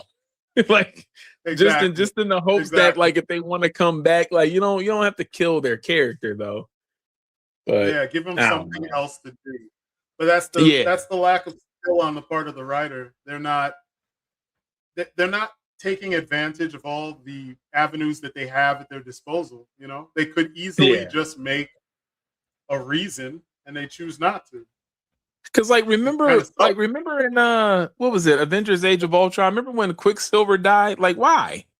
I Yeah, that was yeah, like and then it's like the way that he died, he's a speedster and yet he died like that. Like he shouldn't yeah. have been He touched. got shot, He shouldn't have been touched, dude. Like and, and, I don't know, and then man. That's just in the X-Men movies, you got him running so fast he's controlling time.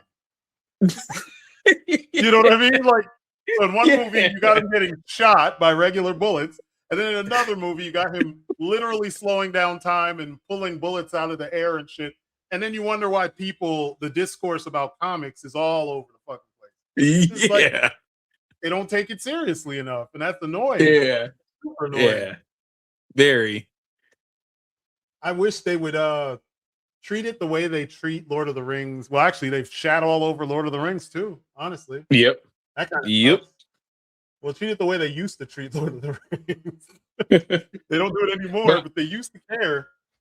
But I like where you're going with that because I'll have conversations with people that they'll read books and then they'll see the movies and they'll be like, well, the book was better because it had this and this and this. I'm like, I wish that we had those problems because when they make our stuff, they change characters, they change the way something happened. They continuously make changes. It seems like more times than not when it comes to these books, it's stuff that's left out, but everything else that's in it though is pretty accurate. You know, not saying that there's never anything that changes with that, but like I'll talk to people that, because I watch the Harry Potter movies, but I never read the books. So I'll talk with people that have read the books, and they'll say like, well, yeah, they left this out, but they never really talk about, well, they shouldn't have did this with Harry. Harry doesn't do this. They shouldn't have did this with Hermione, blah, blah, blah. It's like typically, at least with books like that, they at least respect the source material enough to keep it, you know, as close as possible. It just might miss a lot of the meat because there's so many books and you're trying to put like all of like what's in these pages into a script. I'm like, I wish we had those. I wish we just had those problems of them like missing certain things, but like, no, they just kind of completely change everything when it deals with comics and games and whatnot. Exactly. Like Voltron. The live action Voltron I'm worried about. I'm like, dude, what are we doing? Like, I don't know. I know, man. It's like in the world of Voltron, but like years and years and years and years after the original story. Yeah. So I don't know. Henry Cavill's attached to it, so I kind of have faith in him not fucking it up because he's pretty hardcore about that stuff. He is. That's why he stopped doing that. What was that one show? The Witcher. The Witcher. Yeah. Mm-hmm. Yeah. But yeah, dude. I have faith in him. I mean, I could be wrong. It could be wrongfully placed faith, but he seems to know what he's talking about because it's all he does, you know. So I believe when he says like, "This didn't work, so we made a change," I believe him. It probably didn't work because a lot of these showrunners don't like these characters, so they don't try. But yeah, I'm scared and at the same time I'm anxious. Yeah, because you know Voltron is a big deal. I'm a big fan of Voltron, dude. I almost shat myself seeing the two 18-inch Playmates Voltrons they had at Target not too long ago. It was like a year or two ago. Yeah. They did small ones and then they did large ones.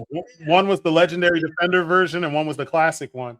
Dude, I saw my wife and younger son for Father's Day that year got me the Black Lion because I don't know if I've said it on any of my videos, but when I was in kindergarten, like space stuff and like mechs, that's been my jam since I was like 4 years old. Oh yeah. Watching, I remember you saying that. All that kind of stuff. And they asked me about what I wanted to do when I grow up, and I'm like, I want to pilot the Black Lion. And the teacher's like, what? And I was like, the Black Lion. I'm gonna go into space and pilot the Black Lion, you know, and they were laughing and stuff. And like it's just always been one of those things. Like super robots, the idea of it to me is just nuts. That we would create something that large that or someone would, because we don't even know where Voltron comes from. But well we kind of do, but not really. But like I don't know, it's just such a crazy idea to imagine seeing that, or even a Jaeger walking down the street, you know, like I would love to see that in my lifetime, you know. But when I saw those figures, those larger lions, because I couldn't, when I was a kid, I only had the yellow lion, and then when I went to college, I think my first or second year in college, my mom found the 12-inch metal old school Voltron for my birthday. I was like, what? Like, I'm talking the original one that was out when we were all in like kindergarten and stuff. She found they re-released it, and she found it at KB or something. Like, I think it was KB Toys. And I couldn't believe it because I'm like, wow, they still make this? You know? I had no idea because I didn't have money. I was in school. It's funny that you're saying this because like all right, so me and my brother are big Voltron fans. Him first, he's my older brother, and he had the Voltron toys, like he had the metal ones when he was a kid. But when I came around, you know, he still had them, but you know, they were all like, it was old, and I wanted my own. And my dad would tell this story all the time. I would ask for it for like Christmas or my birthday or something. He'd be like, Chris, they don't make those no more. And I would start crying because at the time, like, even though they would re-release them throughout like the years, the times I was asking for them, there wasn't any Voltron out. You know what I mean? You had to find somewhere where somebody was selling like the old one. But dude, I love, like, even though I have a Voltron, the big one, the classic Lions.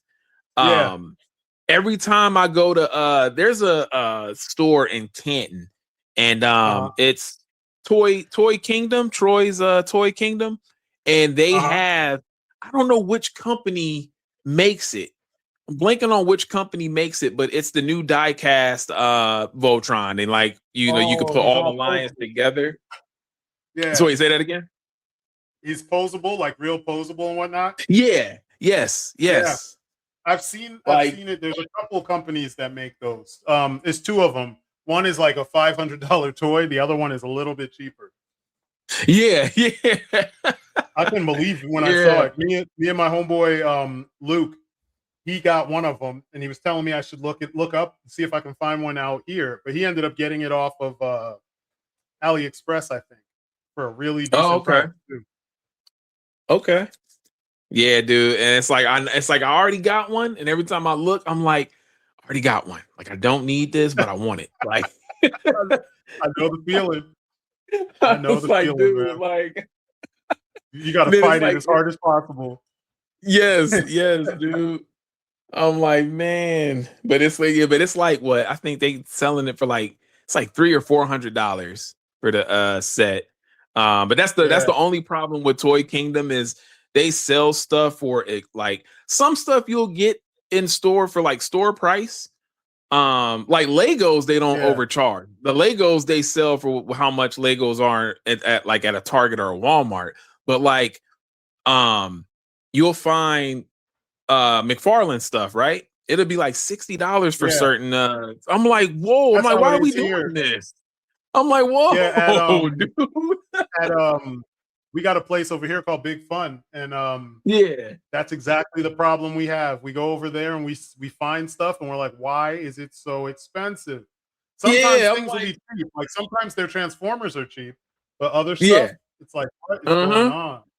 Yeah, like some stuff is priced right, and then other stuff is like, whoa, why is the price like this, yo? Like the Marvel Legends, the regular line of Marvel Legends, they're like $30-$40, like, or like $35 to $40, and I'm like, wait, for the X-Men 97 Gambit? Nah, dude.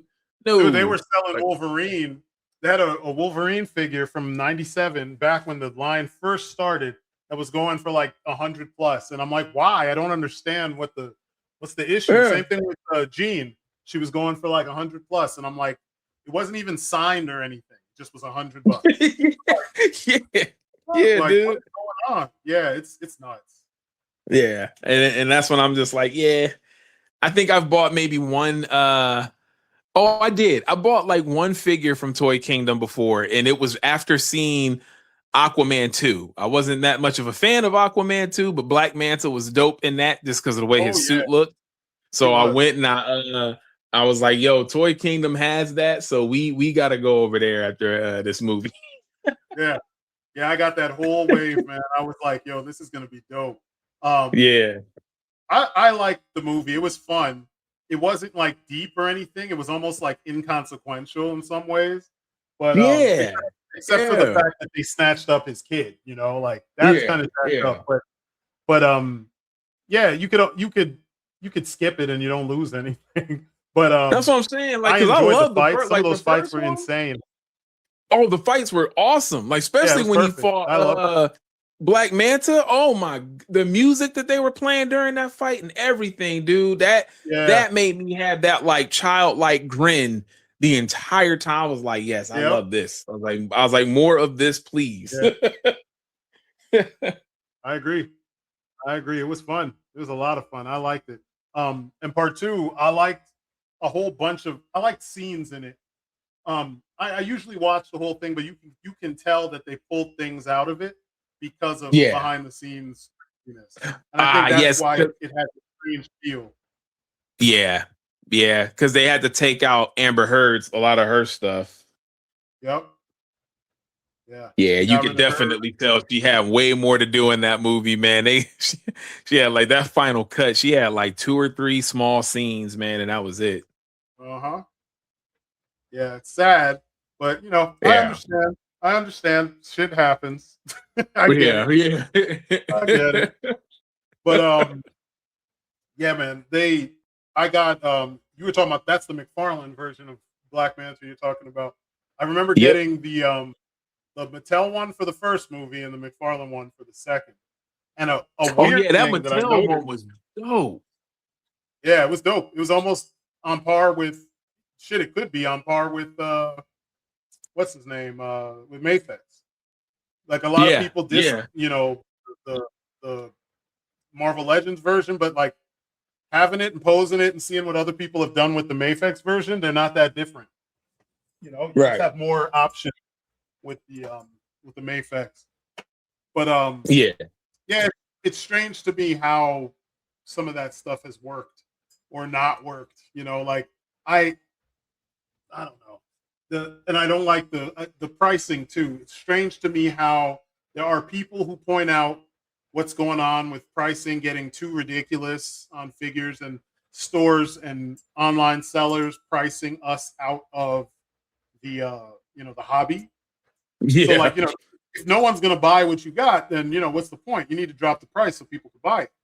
And a lot of yeah, them are not doing that. Which sucks because then only these rich collectors or rich designers or whatever seem to be the ones to be able to afford all this stuff. And uh once huh. they've bought what they need, then that's it. Or what they Yep, want, then that's it. So you're not yep. making repeat sales. You're only making the sale, once or twice, and that's it. But I don't know. I'm not a fan at all. It Yeah, frustrates I'm me. not. I'm not either, dude, because there's stuff that like I'll see and I'll be like, man, this looks dope. And then it's like, oh, it's 59.99. And I'm like, why are we're all following like these everybody's following these like import prices. It's like getting closer and closer to this stuff. Like, I mean, it's a lot of toy lines that make some really cool looking stuff that I would love to dabble into, but it's like I would just get one figure. But Yeah, sometimes you don't just want one, you want things to kind of complement, especially when there's multiple figures that look dope in the line. Kind of want to like, you want to get multiple of that thing. Like, for example, the Masters yeah, of the Universe. I would there's no way that I was gonna just buy He-Man. I got tons of He-Man figures, but I yeah, was not gonna of the movie line, I'm not just going to buy just He-Man or just Skeletor.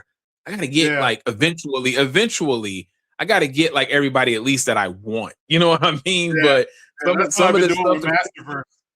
yeah, it's like some of this stuff is like getting so expensive where it's like I could see myself maybe getting one, and which is okay, cool. But then if they got another one I want, it's like, man, but I don't know if I want to spend that much money again. 'Cause I don't even know if this first one I got was worth all of this. I was like, I don't know, man. Like, Yeah, geez. Like, yeah. It's I tough. don't know, man. It's tough. Collecting is weird like that, man. It's like, and these days, too many people are taking advantage of people's interest in the hobby. So I Yeah, think that's the bigger problem. They're taking advantage of yeah. the fact that there are those people with poor impulse control, and if you dangle the carrot in front of them long enough, they will bite. And Yeah, and and dude, it's all over because it's the same. It's the same even with games. Um, yeah, and because I talk about it like on my channel a lot, talk about like the whole thing with WWE 2K. It did like what you yep, just said just made me it sparked that because it was like, well, damn, when have we ever seen a game come out with 4 different versions of it, and the most expensive version is $150 for a game? There is no game on planet Earth that is worth $150, man. I'm sorry. I I agree. their games are fun. There could be some dope games that come out. I don't care how much I love a game. I'm not spending that much for it, dude. There's no way. Like and then on top of that, and they had to change this because it was pissing people off. Not only did the game was $150, but the DLC you had to unlock. You had to grind for it, like that season Yeah, pass type bullshit. that's Like, BS. God, that's BS. I'm like, dude, man, it's like you do realize that everybody that buys your game plays it for a different reason. Like not everybody is universally doing like one thing with that, like with the game, man. It's just Yeah, I don't know, man. I don't know. it's true. I go through this with my son because I argue with him because he's young and he wants to be all, in the know with whatever's cool. And I'm like, yo, you got to pay attention to like how many times are you paying for these games? Yeah. Because oftentimes the way they do all this uh live service shit, it's like the game's free, but then you just keep paying for stuff. And after you've Yeah. paid for a number of things, you no longer you've bypassed the price of a standard game like 2 or 3 Yeah. times. Yes. Yeah, dude. Plays Fortnite, and that happens with him on Fortnite, and I stopped buying stuff. I was like, you're gonna use your own money to get V-Bucks if you want to buy stuff, because this is ridiculous. You're spending way more money, and you don't even get full characters. You're just buying skins. Same thing with Warzone. I'm like, it's just Edgelord Fortnite, and you're paying. You're doing the exact same shit you were doing in Fortnite here. I'm like, you're not getting anything for it. You want to get something for it. And these games that are annually released, you're paying so much on the 1 years, and then when you get the next years, everything kind of like deletes, and you're having to just kind of grind and do everything all over again. So all the money you're putting into it, and just 9 months later, you're gonna have to do the same thing. I remember I did this one time and I was like, never again. As a matter of fact, I haven't bought the game in like 3 years. I've played Call of Duty here and there, and every time I play for the story. And after I'm done with the story, I play with friends who play the game. Like I got buddies at work that play, so it was fun playing with them. So I would get the game because that's what all we would do was go online after we was all done with the campaign, and we would play. What was it, 3 Call of Duties ago, I think now, they had Spawn as a special character. I love Spawn. They got me. Yeah. I was like, oh, I gotta get this shit. So I get Spawn. And then not only did I spend the money to get Spawn, which I know I shouldn't have did, but they got me, man. They got me. Did they do like 2 other versions of him? Dude, you had to work your way up to playing with pretty much the coolest looking spawns that they had available, because they had a bunch of different looks for them. Because McFarlane made figures of a couple of them. Yeah, I got them. I got all of them. Yeah. And like, dude, to play with like the classic Spawn, you had to work your way up to it. So I'm stuck, which wasn't totally bad, but I'm stuck playing with either with Al Simmons. And I was like, wait, but I want to use like Spawn. You mean to tell me that they're making me pay for it, but then I got to do these extra objectives to unlock the skins that I paid for? I was like, never again, dude. I was like, never again, man. I was like, yeah, I'm done, dude. I was like, I haven't bought a Call of Duty since. I was like, yeah, I'm so good on that, dude. So good on that. That's the problem, man. It's like they take advantage of the players. They're no longer trying to make this worthwhile for us. They're just fully taking advantage. And that's not the way it should be. Not the way it should be. It should be more of a, how do I put this? Like a symbiosis between your the fan base and the people making the games. It's that's the simple, fair way to do it, because it's how it used to be. Back in the day, the companies would make something. They would think about what would make the game more fun, or make the movie or the TV show or whatever more fun and enjoyable for the folks that it's aimed at. And then they would go ham. And then if they didn't hit all the marks, they listen to what it is that they missed, and then they just keep going. Keep going from there. And that's what. Go ahead, you're good. No, and I was just saying that it just made me like, when you brought that up, it's interesting how everything that like we used to enjoy is all connected, and they're all starting to do the same things. Like it's this is costing more money, but what you're getting, it's like, okay, is this really worth that? Because a figure that looked just like this not too long ago used to be $20 or $30. how come it's way more now, dude? It's like it's like 30, it's like 2 times more than that. It's like, what's so different about this, man? And then you look at what company it's coming from, then you're really like, whoa, you're not a Mafex or SH Figure Arts. The hell is this? Like, I don't understand that. Then it's the same thing with games. It's like games are costing more and more, system prices keep going up, and it's like, all right, but we used to have more fun with this shit. So what am I paying for? Exactly. Like all down the line. I don't care what anybody says, man. From every single genre, we used to have way more fun. There used to be more competition. There used to be this sense of like, there used to be a sense of uniqueness with everything. Like you used to get, you had multiple sports games, but every sports game gave you something different. It gave you a different feel. They didn't play the same. They also focused on something different. You had NBA games that used to have a storyline, like those 989 NBA games. They used to give you like a storyline to it. And then 2K and them started to kind of follow it. Remember the gameplay of games like Street, like NBA Street? Yes. Those games were phenomenal. I was showing my son those too, and he didn't understand what I was talking about. Then I showed him. He's like, "Oh, okay." Dude, it just used to be like, I don't know, everything just used to be unique. You got a different feel with every genre. You know what I mean? Like you can't say that Tekken didn't play like Mortal Kombat. Mortal Kombat didn't play like Killer Instinct, and so on and so on. It's like, but now you have a situation where, oh, this game is successful, so let's copy off of what they're doing and we're going to implement it. No, don't do that. Like, you don't have to do that. Exactly. Like it's like what is it? It's like the Crew in Forza. Like the Crew obviously pulls from Forza. Like you don't have to do that. Be the Crew. You don't have to do what Forza, because you're not Forza. so it's like you don't have to, like, don't do that, man. But that's I don't know. That's what it is now, man. That's what it is. The big problem started from playtime. So they wanted you to play the games longer, so they started implementing RPG elements into every single game. And it's like every game does not need RPG elements, No. And on top of that, you got games that, because I'm starting to play a lot of like racing games again.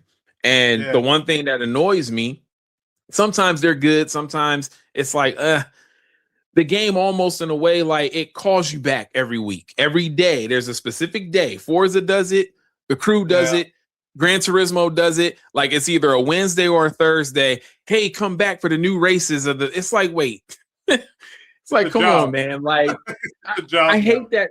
To me, yes, it's like, dude, I kind of I want to just play your game because I want to play it, not because I'm enticed to come back for some bullshit that I might have to pay. Like, and it might not be real money, of course. Yeah. But the fact that you got to put like credits down, you got to earn this and get this. It's like, all right, you're putting. Like Gran Turismo will do these updates, and you're thinking that, oh, you're just gonna get cars. Now the game's been out for like 5 years now, so if you play the game a lot, you should have enough credits to buy these cars with just the in-game currency. But it's the fact that you even have to do that. I kind of wish the cars were just given to us. Why not? I agree. Like I don't know, man. It would make sense. It's weird. It's weird. Yeah, it is. It's because, like, it's an economy. Now they're just trying to drip everything out of you. As much money as possible. Yep. That's the frustrating part about gaming. Cause, dude, like, speaking of like the Crew, like I'll play the Crew Motorfest and I'll do like it's like the summit races. And the Crew, by the way, that's one of the hardest games to accumulate like virtual currency. And so if you don't have the cars unlocked that the summit is going to cover, you gotta pay for them. And that's when I give up. Like, I'm like, I'll do the races that I can do because I'll have a certain amount of cars, unlocked. But the bullshit about it is I bought the season pass for, this is what, year 3 of the game being out. I bought the season pass thinking I'm going to get all the cars. I'm like, okay, it's worth it because I play it all the time, and it's not like they come out with a game every year. So I was like, all right, let me get all the cars available. No, when these cars become quote unquote available, you still got to get it through the game's currency. It's not just given to you. So if there's a summit that comes out, you might have some of the cars available, or they'll loan you. It'll say like a loaner car for this like specific event, but you'll see that all the other events are blocked off. And that's when I'm like, well, I guess I'm done doing summit. It's like, I guess I'm done doing this shit then. Like, that's it, dude. Like, yeah, it's true. It's true. It's weird, man. It's because I don't like putting more money into games. And the last time that I did that was that Call of Duty situation, man, with the spawn. I was like, this is what we're doing. It's like, yeah, I'm good, dude. And then on top of that, wait, it gets even better. So when you're playing, when you're doing the whole matchmaking thing in Call of Duty, you're either on you're on a certain side. That also determined if you were even going to be able to use spawn. So every time I was on the other side, I couldn't even use spawn. And I was like, I bought the character. I should technically be able to be spawn all the time. But no, you got to be like another like avatar or whatever. You got to be on I forgot what the other side was called, but you had to be on the right side to actually then utilize being the character that you spent money on, dude. I'm like, that's bogus. I'm like, people don't see how much of a scam this bullshit is, dude. Like, no. It's weird. Some folks, they grew up in this, so they don't know any other way, and they refuse to see it. I see it with my son. Like, since he started playing video games, there's always been some type of gimmick, and I'm trying to like unlearn him from that. And it's just like, it seems like I can't, because all the games he plays are like this, starting with Fortnite, so it's just the way it is, and it sucks. It sucks. But I started bringing out old games to show him. Yeah. And the thing that makes it worse is the people our age that don't seem to get it.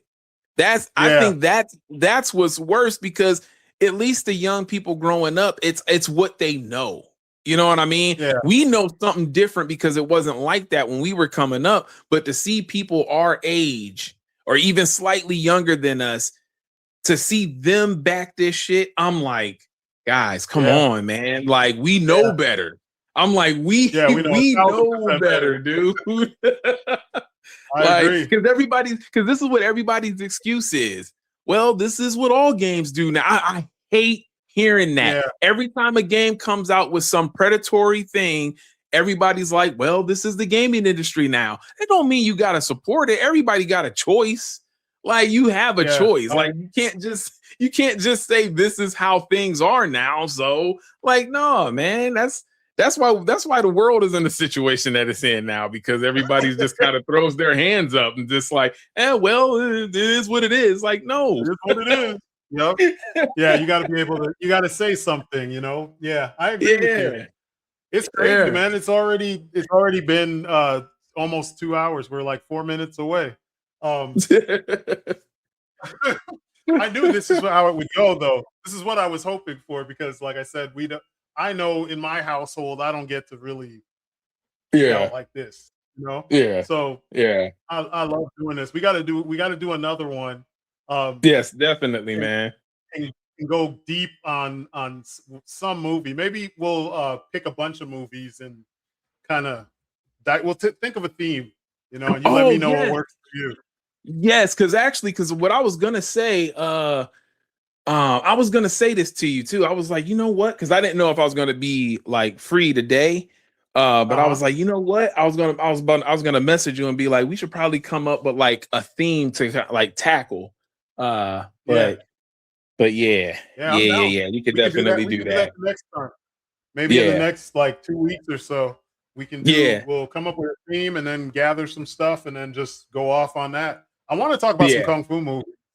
Really. I haven't done that since I started, and I really want to, because that's a huge, I can do that in my sleep. I don't even need to gather research, because I've already done it. Like, I would love to talk about some like Kung Fu action movies or something, Dude, the last thing before we go, because you mentioned Kung Fu movies, tell me you've played Shaolin versus Wu-Tang. Yes, I have. Dude. I have both of them. And I love it. Dude, that dude is developed by one guy. Yeah. Dude, man, the level of detail put in that, like the sound effects, the music, when you're blocking Kung Fu movies. Dude, when you're blocking, how they're just kind of like moving. They're not just holding their hand up. Like, dude, yeah. I love it. Yeah. I love that game, man. All right. I had a feeling that you did. Oh yeah, you already know. And it has all the characters that Tekken and Virtua Fighter keep on ignoring them. And I'm like, why do you keep ignoring Jet Li? Why do you ignore Van Damme? Why do you ignore, Chuck Norris? Why do you ignore all these characters should be like staples in fighting games already? Because they were doing their thing since the 70s. Like what's going on? But these Japanese developers they developed the majority of the fighting games. They are not fans of the guys who oftentimes would put the Japanese as the bad guys, especially like Bruce Lee always put the racism Japan afforded the Chinese while they were occupying China on, front and center, and they hated that shit. But yeah, man, the game is dope. The game is dope. I love it. Man, they even have Shogasogi in there. The shit's dope. Yeah, super dude. Dope. But man, it's been fun though. I'm glad that we got a chance to do this after all this time, and we seriously need to do it again. Yeah, big time, dude. Yeah. Yep. We even need to do a music one. We talked about doing the music one too. Yep. Yeah. Sure. We'll do it. I think we should have. It's still going. That's cool. I guess it's giving us a little bit more time.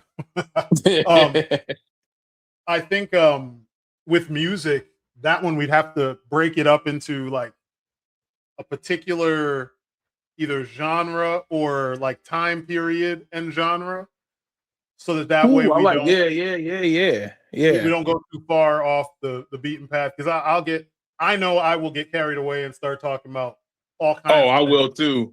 I will too. Oh, trust me. Trust me, dude. Yes, man. Like, oh my gosh. Like, dude, that's how I am, man. Yeah, with music, man. I'm the same way, dude. That'll be like 5 hours long, bro. Like, that would be a 5 hour long conversation, dude. Trust me. Yeah, we can do one though. We can do one and get all of our thoughts together and make that work. I really want to well, let me stop before I just keep going. Well, all the things I would like to do. But what I want to do next time too is a lot of the older Off Our Brains. We would usually start by talking about like, recent figures we found and what we're looking at, at that given time. Next time we need to do that too, because I know you and I always talk about like Masterverse and stuff like that. And I think some of those lines need some shine time. And we've been talking about Chronicles right now, the Motu Chronicles. So I think the next time we should go in on that, because I almost have everyone they released except for Tila and Evelyn. Yes, and I definitely am going to need a Tila. Definitely. Yeah, they did a good job. I just find it funny that He-Man has no pants on and all the women have pants on. I was like, wow. So he can run around like a barbarian, but you guys can't? Like, what's going on? Right. But again, it's the time. This is the time we live in. So yep. But anyway, I guess that's gonna wrap it up for this one. And we will catch you guys in the next one. So that's it for us. You've been great. Peace outside.